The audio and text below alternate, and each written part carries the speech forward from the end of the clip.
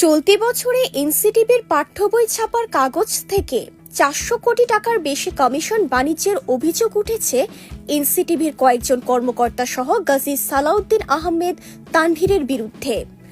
স্ট্যাটাসে তানভীরকে নতুন দলের নেতা হিসেবে উল্লেখ করা হয়েছে।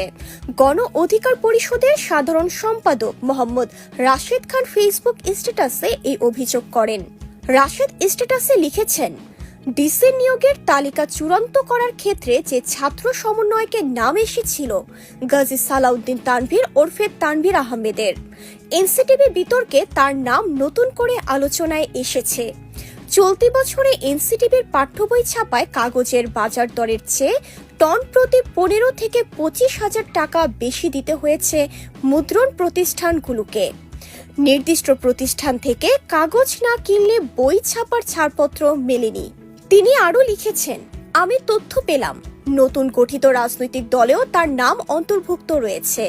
তিনি যুগ্ম সদস্য সচিব হিসেবে দলে পদ পেয়েছেন। আমি সাংবাদিক ভাইদের বলবো, গাজী সালাউদ্দিন তানভীরকে নিয়ে আপনারা বিস্তার অনুসন্ধান করেন।